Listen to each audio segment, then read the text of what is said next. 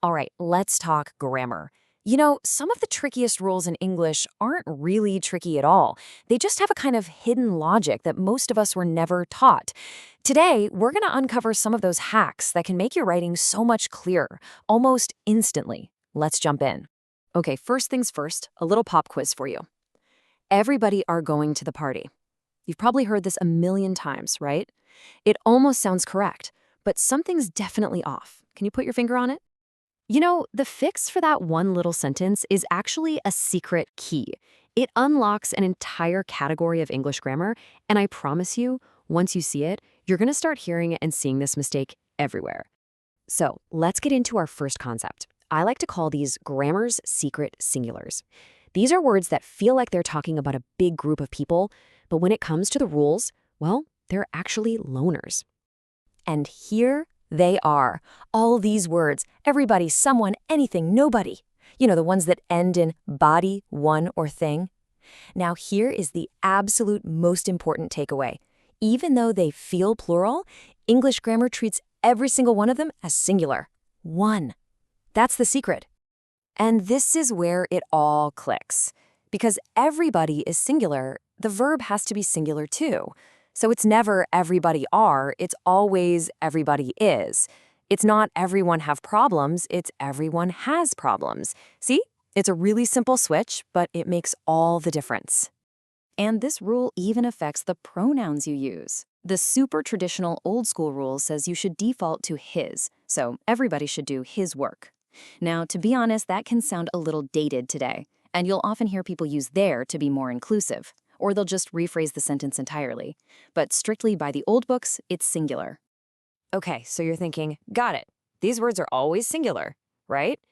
Well, you know, English loves to throw a curveball. There's a really fascinating exception when we stick a little question on the end of the sentence, what we call a question tag. Now, check this out, because this is where it gets really interesting. In the main statement, the verb is singular. Somebody was present. See? Singular.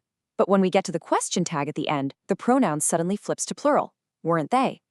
It's like our brain starts off thinking of one person, but then for the question, we think about them as part of a potential group. So, nobody was present, were they? It's a weird one for sure, but that's the rule. All right, let's move on to the next grammar puzzle. This is a classic, the difference between each and every. They feel so similar, but which one you use all comes down to a simple change in perspective. It's like asking, are you looking at the individual trees, or are you looking at the whole forest? So here's the breakdown.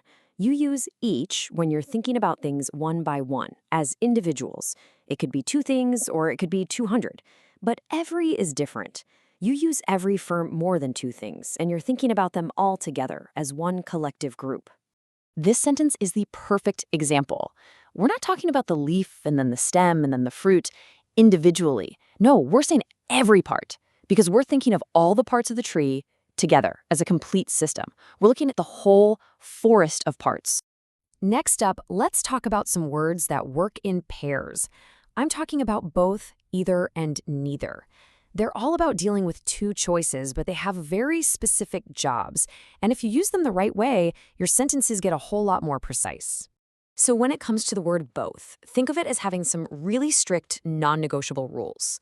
First, it's always about two things together. Second, it always gets a plural verb. Third, its only partner is the word and. And finally, this is the big one, it can only be used in positive sentences.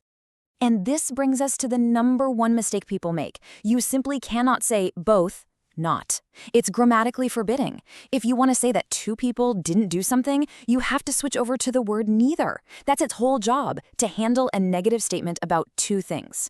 Okay, now for what is honestly one of my favorite grammar shortcuts ever. It's called the rule of proximity.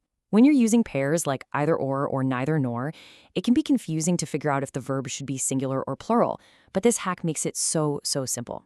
And it's literally as simple as it sounds. The verb just doesn't care about both subjects. It only cares about the one that it's right next to. Whatever subject is closest is the one that's in charge. It calls the shots for the verb. So, applying this is just a quick 3-step mental check. 1. Find your two subjects. 2. Look at which one is physically closer to the verb. And 3. Just make the verb agree with that closer subject. That's it. Simple as that. This example shows it in action perfectly. Okay, we have manager, that's singular, and we have employees, that's plural. Which one is right next to the verb? Employees. Since employees is plural, the verb has to be the plural were. The nearest subject always wins. All right, let's wrap this up with a quick-fire round on a really common slip-up, doubling down on comparisons. In grammar, sometimes trying to add more emphasis just ends up being wrong. And the rule here could not be simpler. Never use two comparatives or two superlatives together. You either add "are" to a word, like wiser, or you put "more" in front of it, like more beautiful. You never, ever do both. So you can't be more wiser. Nope. The is already doing the job. Just say wiser. Same thing for most smartest. The est already makes it the top level, so you just say smartest. It's about picking one way to say it and sticking with it. And this is a slightly sneakier version of the same rule. A word like comparatively is already doing the work of comparison for you. So because that word is in the sentence, the adjective that follows just stays in its simple, basic form. Comparatively hot, not comparatively hotter. At the end of the day, these things aren't just random rules designed to make you memorize stuff for a test. They're actually the code, the underlying structure that makes communication work. Getting a handle on them is really about making your own ideas sharper, clearer, and way more powerful. So we've gone from secret singular words to those forbidden doubles. But English is a huge, messy, fascinating language. So I'll just leave you with this question. What's that one grammar rule that has always tripped you up? Because just thinking about it is the first step to finally nailing it. Thanks for tuning in.